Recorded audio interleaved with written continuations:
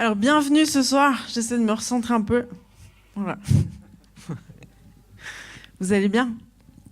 Je vous vois bien ce soir. Vous êtes bien illuminés. Illuminés. C'était beau, hein, ce temps de méditation.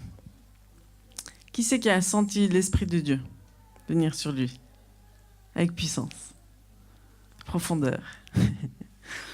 Eh bien, moi, je serai la première à acheter le CD instrumental de Monsieur Missard, de notre pianiste extraordinaire Jonathan Fleury et de Ben. Magnifique trio. C'était extraordinaire. Merci beaucoup. Tu me chronomètres, Olivier. Alors, je vais commencer par prier, si vous êtes d'accord. Jésus, merci parce que tu es avec nous. Merci parce que sans toi, on ne peut rien faire. Et parce que ça nous aide à être toujours dépendants de toi et à te prendre avec nous partout, à te suivre, à s'accrocher à ton vêtement, à s'accrocher à ta robe et à être au bénéfice de tout ce que tu es. La vie, la vérité, l'amour, la paix. Merci Jésus pour qui tu es. Amen. Alors ce soir, je ne sais pas ce qui se passe dans le son, c'est un peu genre cathédrale. Ce soir, j'ai à cœur de vous partager une thématique qui me semble-t-il, est très au goût du jour, c'est le temps de Dieu. Alors je ne sais pas, déjà on a vu un petit peu la semaine dernière, la semaine d'avant aussi, ça a été évoqué. On est dans une société où on n'a plus le temps de rien faire. On court, on ne sait pas trop pourquoi on court, ni où on court, mais on court. Et puis le temps, c'est quand même un concept assez particulier. On a vraiment toujours l'impression qu'il nous file entre les mains, qu'on n'arrive pas à l'attraper, qui nous rappelle à notre nature humaine qui ne peut pas contrôler l'univers et qui nous rappelle qu'on est bien petit face à un Dieu bien grand. Donc le temps, c'est quelque chose de particulier. Mais d'abord, il faut se rappeler que c'est Dieu qui a créé le temps. D'ailleurs, pourquoi il a créé le temps? Il n'a pas juste créé le temps, il a tout créé.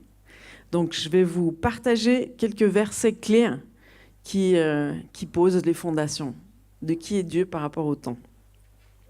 Alors dans Apocalypse 4, verset 11, c'est écrit « Tu es digne, notre Seigneur et notre Dieu, de recevoir la gloire, l'honneur et la puissance, car tu as créé toutes choses et c'est par ta volonté qu'elles existent et qu'elles ont été créées. » Je ne sais pas si vous arrivez à lire, c'est hyper mini. Mais ça nous montre aussi à quel point Dieu est dans le minuscule autant que dans l'extraordinairement grand. Et puis un autre passage, c'est dans Colossiens 1, versets 15 à 20. Ça parle de Christ, de Jésus. Christ est l'image du Dieu invisible, le premier-né de toute la création, car en lui ont été créées toutes choses qui sont dans les cieux et sur la terre, les visibles et les invisibles, trône, dignité, domination, autorité. Tout a été créé par lui et pour lui. Il est avant toute chose et toute chose subsiste en lui. Il est la tête du corps de l'Église, il est le commencement, le premier-né d'entre les morts, afin d'être en tout le premier.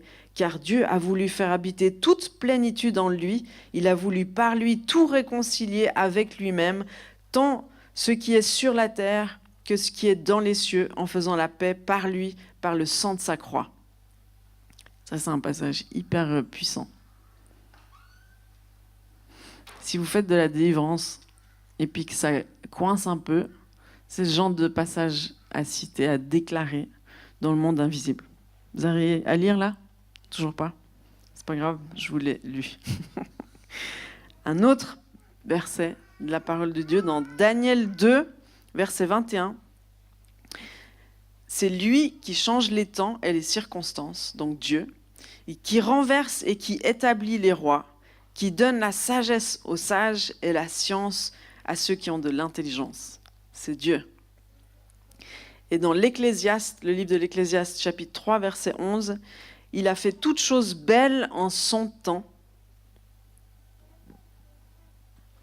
Même il a mis dans le cœur la pensée de l'éternité, bien que l'homme ne puisse pas saisir l'œuvre que Dieu fait du commencement jusqu'à la fin.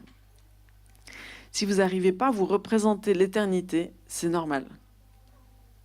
C'est juste la preuve que Dieu nous dépasse, que Dieu est tellement grand qu'on ne peut pas tout comprendre de Dieu. On ne peut pas le mettre sous notre pensée. On est sous Dieu. On ne peut pas essayer de le matérialiser, de l'analyser, de le comprendre. On doit saisir qu'on est tout petit par rapport à Dieu, créateur de l'univers et du temps. Donc, Dieu est le créateur du temps. Et puis nous, nous, on doit essayer de gérer le temps. Le temps, il nous a été donné par Dieu pour régler nos journées avec le jour, la nuit, pour régler les saisons, pour régler les époques, les temps, pour nous aider à nous situer. Donc c'est quelque chose qu'il nous a donné pour nous. Et puis des fois on se dit, mais pourquoi est-ce qu'on devient vieux? Ça c'est la chute. Avant on n'était pas vieux. Voilà.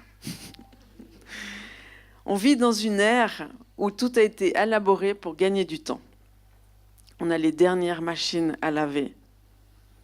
Enfin, je sais pas, je pense que parmi nous, il ne reste pas de femmes qui lavaient à la main. Où? Est-ce qu'il y a des femmes ici qui ont lavé au bord de la rivière leur linge à la main? Oui? Non, mais toi, tu n'es pas une femme. Toi, tu as lavé au bord de la rivière ton linge? Ah oui, mais quand il y avait le cyclone à La Réunion, sporadiquement, pas toutes les semaines ou plusieurs fois dans la semaine. On a des machines à laver, vous vous rendez pas compte, le gain, quoi, le gain de temps. Sinon, on ferait que ça, les femmes.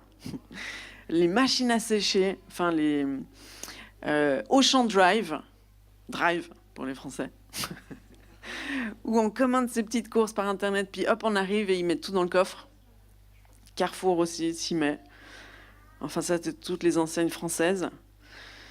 Donc, on gagne un temps, mais juste faramineux, quoi. On gagne du temps. Mais la question est, qu'est-ce qu'on fait avec ce temps gagné? Qu'est-ce qu'on fait avec le temps qu'on gagne? Est-ce qu'on l'utilise à bon escient? Est-ce qu'on lit plus la Bible? Est-ce qu'on passe plus de temps à méditer par terre sur les tapis rouges?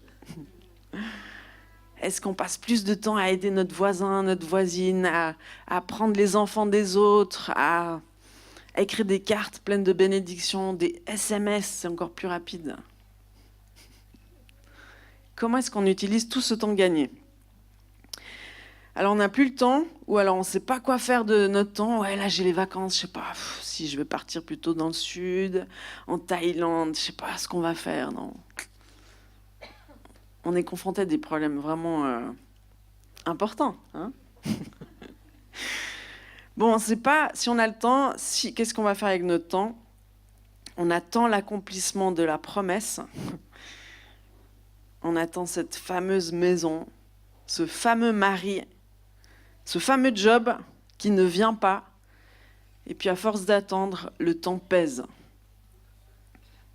Et puis je suis de plus en plus mal. Parce que ça ne vient pas. Et le temps me pèse.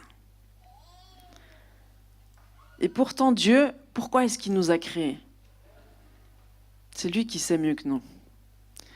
On a été créés à l'image et à la ressemblance de Dieu et nous avons l'autorité, nous avons reçu de Jésus l'autorité, enfin déjà par Dieu dans le jardin d'Éden, puis après à la croix, Jésus il nous a transféré son autorité pour pouvoir gouverner ce monde, pour pouvoir gouverner avec justice et dans l'amour. On est appelés des fils et des filles de Dieu, non pas pour avoir tous les privilèges, mais pour assumer l'autorité qu'il nous a donnée. Et quand on a une autorité, on a une responsabilité. Donc quand vous devenez roi ou reine, c'est pour gouverner dans la justice et dans l'amour. C'est une sacrée responsabilité. Alors oui, vous avez la couronne, vous avez l'habit, vous avez peut-être le château qui va avec, mais vous avez une grande responsabilité. Donc on devient roi et reine quand on rencontre Jésus et qui nous communique notre vraie identité. Et donc Dieu, il a prévu, ça c'est dans le chapitre de Genèse, le premier chapitre, où tout est expliqué, qu'on a été créé à l'image de Dieu, qu'on a été appelé à donner des noms aux animaux, et puis à gérer la terre, à la cultiver, etc.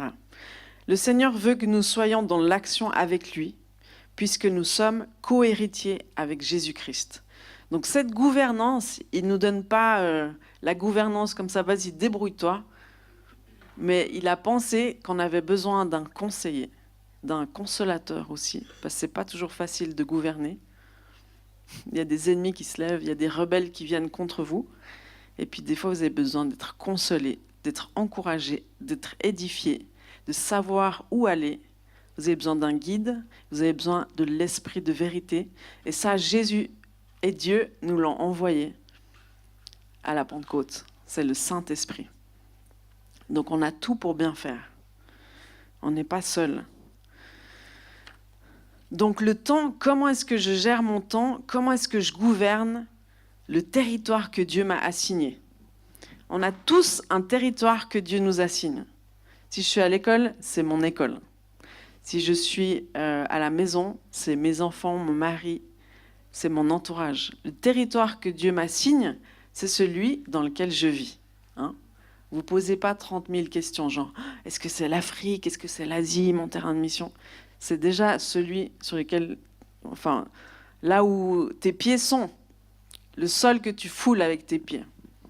C'est ce que Dieu a dit à Josué, le sol que ton pied va fouler, je te le donne, je suis avec toi. Donc, il nous dit la même chose. Josué, c'est une figure de Christ. Et puis, c'est aussi une figure du chrétien qui devient roi ou reine. Il est appelé à régner et à reconquérir des territoires pour Dieu. Mais pas seul, parce que la grande assurance, quand Dieu envoie Josué, c'est soit fort, soit courageux, les enfants, ils l'apprennent à full pack, mais c'est « ne crains pas, car je suis avec toi ». La plus grande assurance de tous les temps, les amis, c'est d'avoir Jésus avec nous. Ce n'est pas un concept, c'est une réalité. D'accord ? Donc, qu'est-ce que je fais avec mon temps? Qu'est-ce que je fais avec les promesses que j'ai reçues? Qu'est-ce que je fais avec les paroles prophétiques qu'on a déclarées sur ma vie? Qu'est-ce que je fais avec tout ça? Est-ce que je reste assis sur ma chaise en attendant? Est-ce que je me dis, de toute façon, Dieu est souverain? S'il veut m'envoyer en Afrique, il va m'envoyer un billet d'avion par la poste. Il va faire qu'on m'appelle chez moi pour que ça se fasse. Comment est-ce que vous pensez que Dieu s'y prend? Qui a déjà reçu une parole prophétique sur sa vie? Mais avec des directions quand même assez précises, des choses où tu dis, mais comment ça va arriver? Levez la main. Voilà.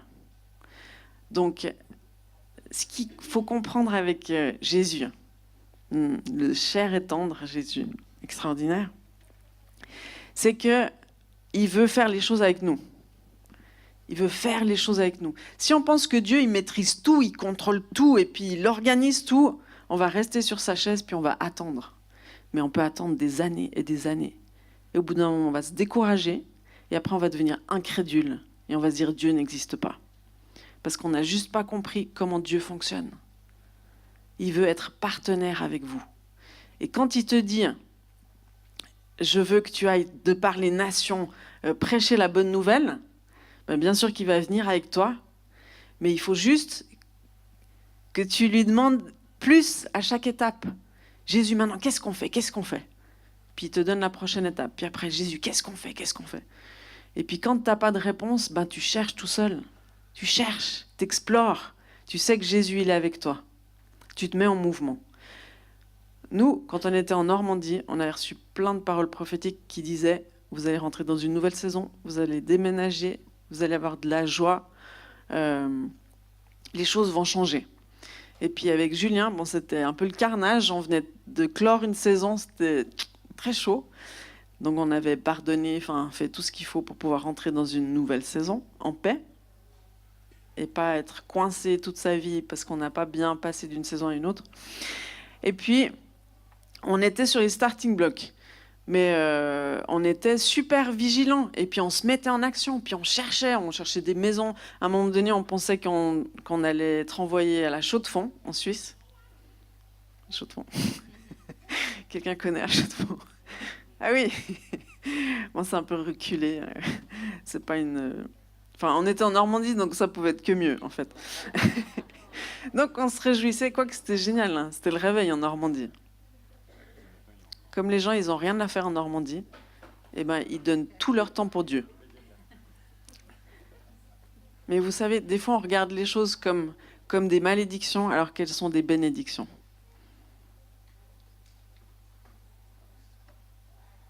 Donc ça, vous l'aurez entendu au moins une fois. Et puis donc, j'ai réalisé qu'en suivant Dieu, quand on est motivé, quand on se met en action, quand on n'attend pas les bras croisés, un peu découragé en se disant bah, « Dieu, vas-y, fais-le », quand on se met en action, on va forcément être conduit, même quand on ne va pas dans la bonne direction, mais si on est en train de marcher et qu'on ne va pas dans la bonne direction, parce qu'on marche, on va être dévié dans la bonne direction. Mais si je ne me mets pas en action, ben, j'y arrive jamais à destination. Par exemple, moi j'ai commencé à faire, je savais que Dieu, j'étais dans la mode.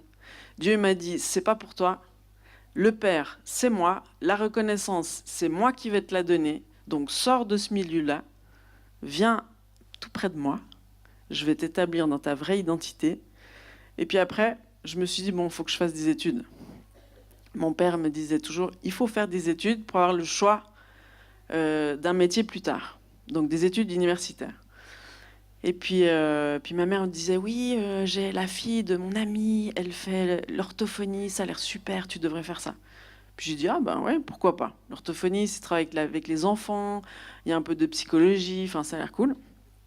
Et puis je me suis dit, bon, il faut bien faire quelque chose. Moi, je pensais que pour vraiment servir Dieu, il fallait faire des études de théologie à l'université. Et puis on m'a dit, fais gaffe, parce que tu risques de ressortir plus incrédule à la fin qu'au début. Et suivant dans quelle école biblique vous allez, surtout que théologie en Suisse à l'université, c'est des non-croyants qui donnent les cours. Hein. Des grands théologiens, mais non-croyants. Donc vous voulez pas ça, non? Enfin bref, et puis Dieu, il veut pas qu'on fasse tous des études de théologie. Il faut juste faire ce que Dieu veut qu'on fasse. Donc j'ai commencé dans cette voie, en orthophonie. Et puis je me suis retrouvée, après la première année où j'avais prié comme une folle, où j'étais avec Dieu comme ça, je me suis retrouvée 28e du concours, alors qu'il prenait que les 25 premiers. Et puis j'étais les seules 3 personnes, dans les 3 personnes qui avaient réussi l'examen mais raté le concours. Ça voulait dire que je ne pouvais plus continuer, je ne savais plus ce que j'allais faire, parce qu'il fallait attendre 2 ans pour repasser le concours. Ce n'était pas une année après. Donc, je me dis, c'est pas grave, je vais faire une demi-licence à Genève. Enfin, bref. Quand j'ai reçu la nouvelle, je me suis dit, c'est pas possible, t'es où Dieu? Tu fais quoi? J'ai prié, tu vois, je suis obéissante, enfin, je fais tout ce que tu veux que je fasse, et puis j'ai raté cet examen. Non, mais c'est quoi ce délire? Ça vous est déjà arrivé des situations comme ça? Levez la main. Voilà. Donc, on ne comprend pas toujours ce que Dieu fait, parce que lui, il a le plan général, et puis nous, on est la petite souris, là, dans le labyrinthe. On ne voit pas. Mais Dieu, il sait exactement ce qu'il fait. Et puis, avant toute chose, c'est de rester connecté avec lui qui compte. Mais plusieurs années après, j'ai réalisé que son plan était parfait. Parce que s'il m'avait dit, Sandra, tu dois rentrer à l'université en psychologie, je lui aurais dit non. Donc, il a feinté. Dieu, il feinte avec vous, des fois. Vous savez? Donc, tout ça pour vous dire que c'est quand vous vous mettez en action, même si ce n'est pas la bonne direction a priori, parce que vous vous mettez en action, il va vous mettre sur le bon rail. Mais si vous ne vous mettez pas en action, vous n'arrivez jamais à destination. Donc, vous pouvez avoir reçu 1000 paroles prophétiques. Si vous ne vous mettez pas en action avec lui, elles ne vont jamais s'accomplir. Je vous le dis comme ça, vous le savez. Et on sort d'une fausse théologie de la souveraineté de Dieu. Et donc le temps qui passe. Par exemple, imaginez, vous avez peur de l'avenir. Est-ce qu'avoir peur de l'avenir, ça vous protège de l'avenir? Ah, bonne réponse. Qui a répondu?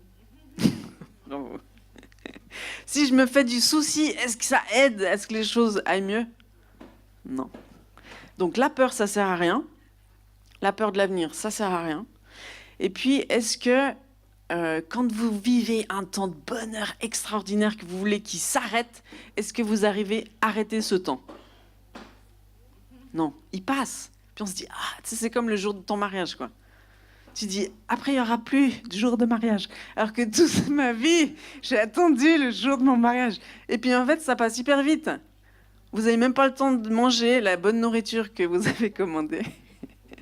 Parce que vous parlez, remerciez. Je crois que j'ai dit le plus de fois merci dans ma vie, c'était le jour de mon mariage. Il passe. Le temps passe. Tout passe. Même le souvenir des bons moments passe. C'est un peu effrayant. Mais là, on va commencer à se focaliser sur l'essentiel. Et puis le temps, le côté positif du temps, c'est en fait notre relation avec Dieu. Parce que ce qui est génial dans notre relation avec Dieu, c'est qu'on travaille à la confiance. Puis vous savez bien, comme moi, que la confiance, ça se travaille avec le temps. Non? Est-ce que vous pouvez avoir confiance en une personne la première fois que vous la rencontrez? Non, c'est impossible.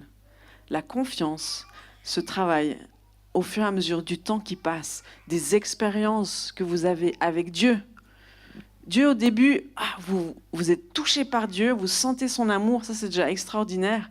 Mais petit à petit, vous allez le découvrir. Il va vous montrer qu'il est fidèle. Il va vous envoyer des chèques par la poste.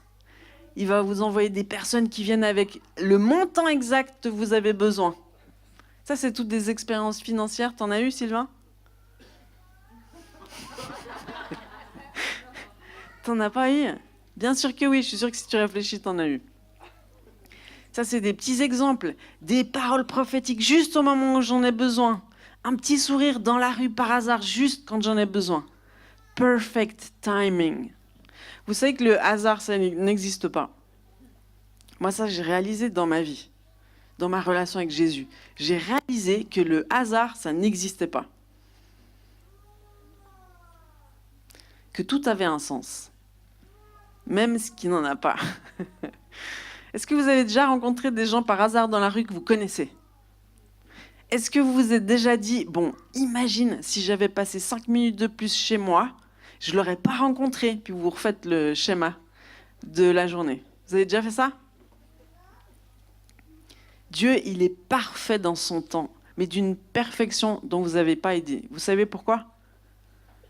Parce que le temps, c'est lui qui l'a entre ses mains. C'est lui le maître du temps. Donc, quand vous vous confiez en lui, vous êtes en de bonnes mains et même le temps est avec vous. Donc, vous n'avez plus peur de vieillir. Vous n'avez plus peur des bons temps qui passent. Et vous n'avez plus peur de l'avenir.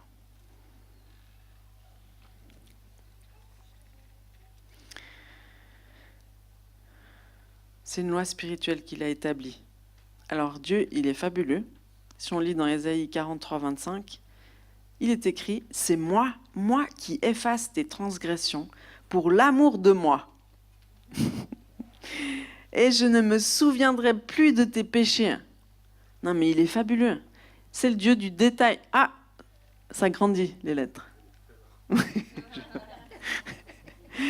C'est le maître du temps. Parfait. Et imaginez, il se souvient de tout, Dieu. C'est le cerveau, il est tout dans le détail, dans le macro, dans le micro. Mais il a cette faculté de maîtriser le temps. Il maîtrise la mémoire, donc s'il décide d'oublier nos péchés, il les oublie. Nous, on a beau décider qu'on allait oublier le péché de l'autre, on ne peut pas. On peut lui pardonner, on peut être libéré de son cœur, mais on va s'en souvenir quand même. Mais Dieu, lui, il peut oublier nos péchés. Il est parfaitement libre par rapport au temps, il vit hors du temps, mais il utilise le temps pour communiquer avec nous dans un langage accessible. Est-ce que vous avez remarqué que dans la Bible, Dieu, il a maîtrisé le temps? Par exemple, il a arrêté le cours du soleil et de la lune pour permettre à Josué de terminer la bataille de Gabaon. Vous vous rappelez de ça? Ça, c'est dans Josué chapitre 10, 12 à 14. Et pour rassurer le roi Ézéchias, il a fait reculer le soleil de 10 degrés dans sa course. Dans 2 Rois 20, versets 8 à 11. Donc Dieu est tout-puissant. On peut se confier en lui. Lorsque nous prions, on fait confiance à Dieu. Et quand une de nos prières n'est pas exaucée, ça je cite Tom Bloomer, Dieu nous fait confiance. Moi je te dis, c'est quoi ta prière non exaucée aujourd'hui? Et si tu commences à dire, Dieu, il me fait confiance dans la prière qu'il n'a pas encore exaucée, parce que comme on a une relation de confiance, je sais que sa promesse va s'accomplir, mais je sais aussi que Dieu est le maître du temps. Elle va s'accomplir, yes et amen, mais en son temps. C'est qu'une question de temps. Et puis là, c'est là que la confiance, elle se fait. Parce que ce n'est pas que Dieu qui nous fait confiance. C'est nous qui faisons confiance à Dieu. Parce qu'on est dans une relation. On est amis, on est serviteurs. Moi, j'ai découvert une chose importante par rapport à la foi. Alors, dans Hébreux 11, vous connaissez Hébreux 11 ? Hébreux 11. C'est un petit vol d'oiseau de tout l'Ancien et le Nouveau Testament sur les grands hommes et les grandes femmes de foi. Adrien. Hébreux 11. Or, la foi, c'est une ferme assurance des choses qu'on espère, une démonstration de celles qu'on ne voit pas. Vous l'avez entendu plein de fois, ce verset, je suis sûre. N'est-ce pas ? Je vais essayer de vous montrer une autre version de la foi. Des fois, on dit « Seigneur, augmente ma foi, donne-moi plus de foi, la foi. » On pense que c'est un espèce de marshmallow, la foi, non ? Une chose matérielle. On se dit « J'en veux plus. » Alors qu'en fait, la foi, c'est comme l'amour. C'est pas une chose matérielle, l'amour. La foi ne peut se manifester que dans une relation. Et la foi, en fait, est directement connectée à notre obéissance. Plus j'obéis à ce que Dieu me dit de faire, et plus j'ai la foi. Et plus je désobéis aux petites impulsions qu'il me donne dans la journée, et plus je deviens incrédule et séparé de lui. La foi, c'est obéir à Dieu au quotidien. Vous voulez plus de foi ? Alors obéissez à ce qu'il vous dit de faire. Et si vous résistez, vous allez devenir incrédule. Donc quand on dit non mais moi je crois en Dieu, ça veut dire quoi ? Ça veut dire moi j'obéis à Dieu. Parce que beaucoup de fois on rencontre des gens qui disent oui non mais moi je crois en Dieu, je crois qu'il y a un Dieu. Puis la Bible dit ah mais tu fais bien, tu sais que les démons aussi ils croient qu'il y a un Dieu et ils tremblent devant lui. Mais est-ce qu'ils lui obéissent ? Non, c'est ça la grande différence. Donc si tu veux que ta foi grandisse, si tu veux que ta relation avec Dieu devienne forte et puissante, comme Sarah, comme Abraham, comme tous ces hommes et ces femmes de foi, il faut juste que tu obéisses aux petites choses que Dieu te demande de faire. Et puis si tu le fais, il va te donner beaucoup plus, beaucoup plus, beaucoup plus.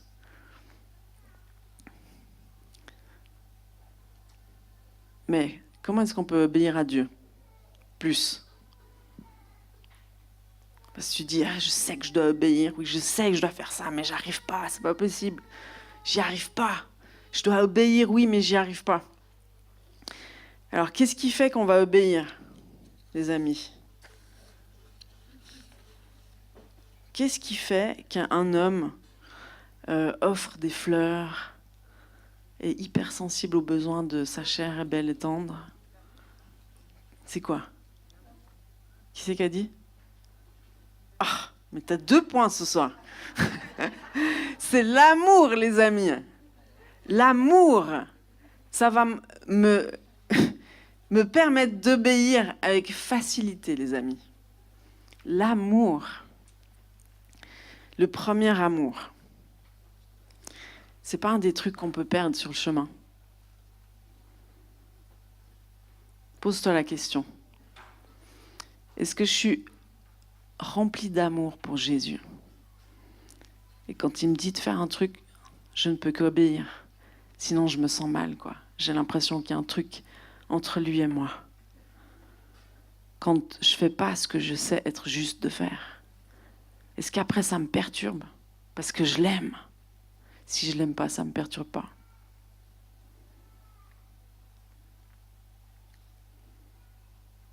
Donc, j'espère que vous avez bien compris, à cette étape-là de la prédication, que l'amour, c'est le moteur de la foi. C'est le moteur de ma vie. C'est ce qui va me permettre de tenir bon, de braver les tempêtes, d'aller jusqu'au bout des plans que Dieu a pour moi, d'aller jusqu'au bout de la vision pour que je puisse la voir s'accomplir sous mes yeux. Ça va me demander de la patience et de la persévérance.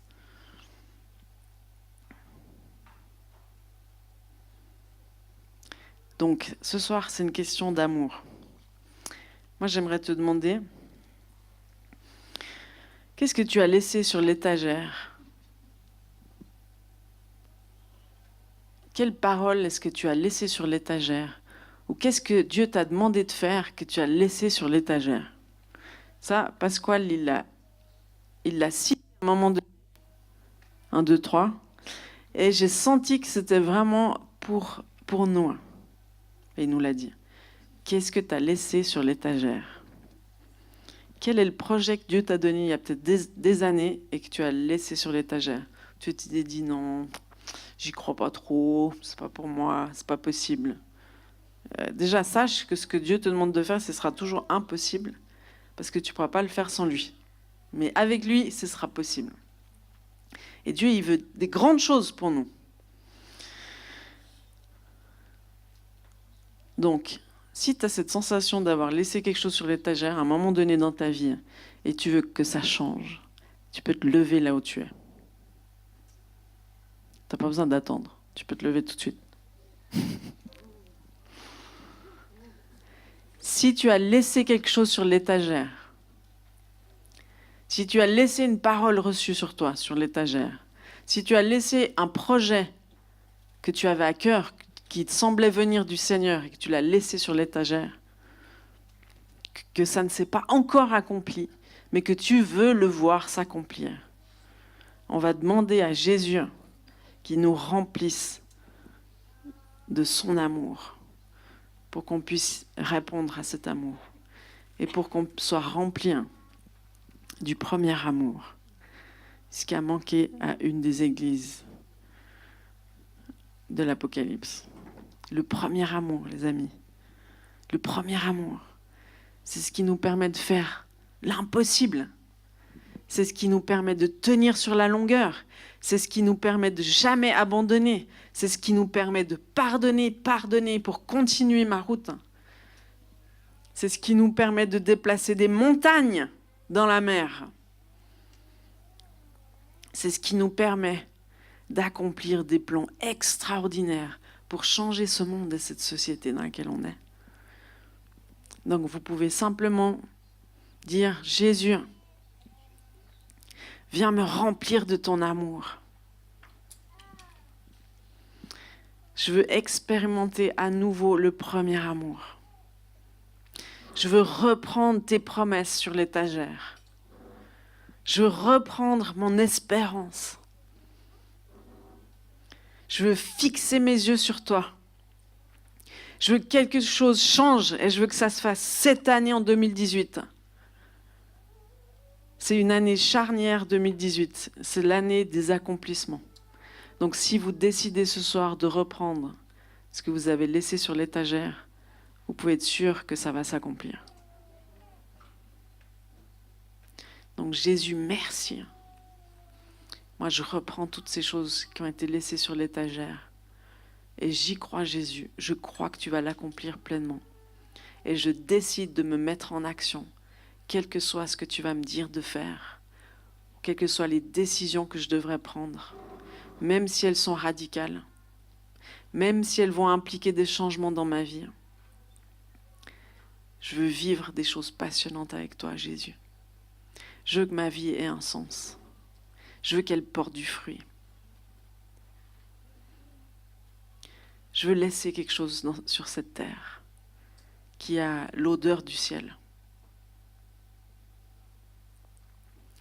Alors Jésus, tu vois tous ceux qui sont debout devant toi. Ben Jésus, je prie que tu viennes les saisir, toucher leur cœur, impacter leur vie, pour qu'ils soient brûlants d'amour pour toi, qu'ils déplacent des montagnes et qui, ensemble, en harmonie, puissent changer cette ville. Je te remercie, Jésus, pour les révélations fraîches que tu nous donnes, pour ta grâce qui coule sur nous. Merci parce que tu es Jéhovah Jireh. Merci parce que tu es Jéhovah Rapha dans nos vies. Et Saint-Esprit, viens te révéler comme notre ami, toujours présent à nos côtés, notre ami fidèle et tendre, qui sait nous consoler, nous édifier, nous encourager et nous conduire dans toute ta vérité. Alors, moi je fais cette prière, je te dis, Saint-Esprit, viens te saisir de moi, viens prendre possession de mon être. Je te donne la permission. Et soyez tous bénis. Si vous voulez la prière, vous pouvez vous avancer.